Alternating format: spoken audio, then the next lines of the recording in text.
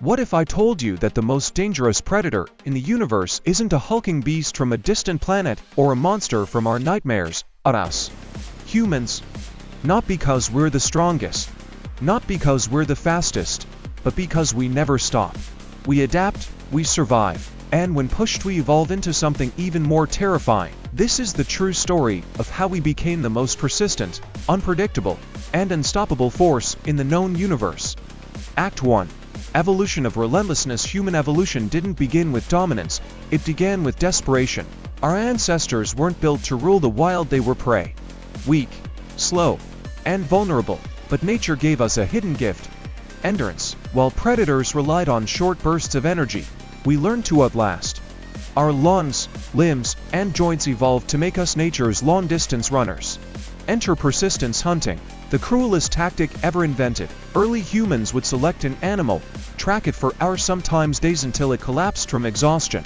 No quick kill, no mercy, just endless pressure until the prey's body broke down. Imagine a deer fleeing for its life, only to collapse hours later, under the scorching sun, while a small group of sweaty, sunburned bipeds calmly close in. That's not just hunting, that's psychological warfare. We learned early that patience and pain tolerance could win battles claws and teeth never could. Act 2. The power of suffering. But this endurance wasn't just physical. It became emotional. Humans became masters at enduring suffering.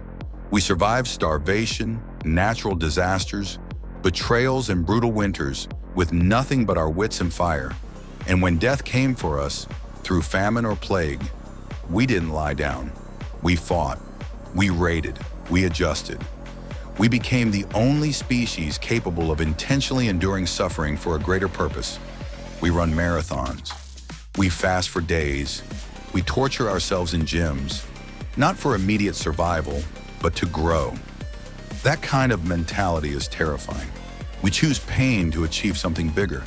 It's this mindset that allowed us to create civilizations, to work 16-hour days building monuments, to trek across continents, to conquer oceans with nothing but wooden ships and iron will.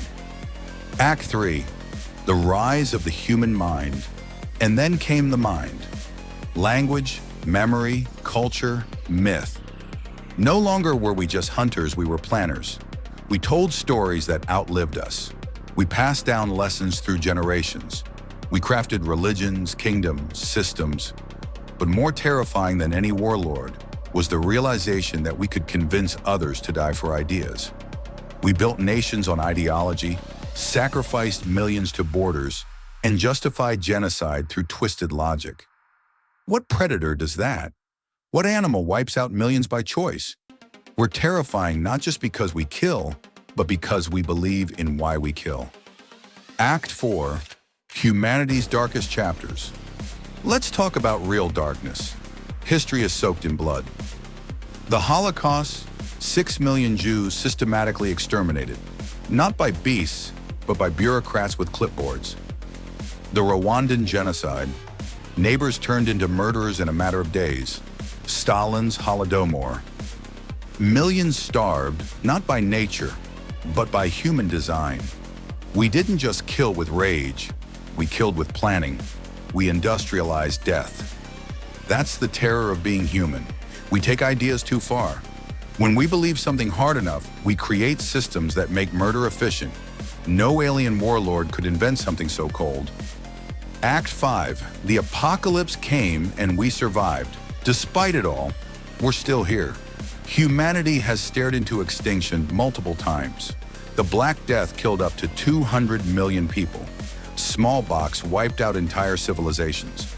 Nuclear weapons nearly destroyed us during the Cold War. Yet every time, we rebuilt.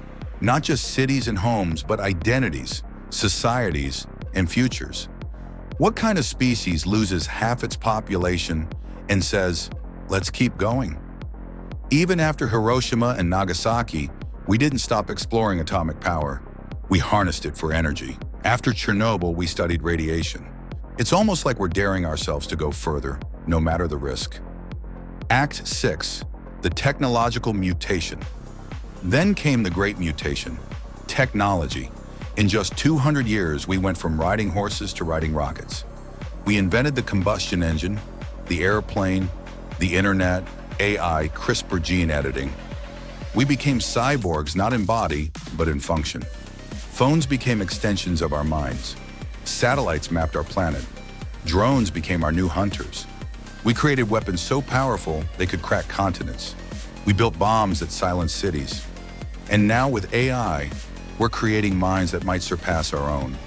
What happens when the most dangerous species builds something more dangerous than itself? What alien invasion could match that? Act 7, the universal threat. Now picture this. An advanced alien civilization picks up human signals.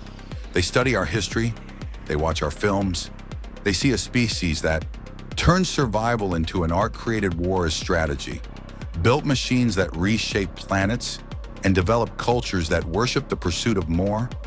Would they come to make peace, or would they hide?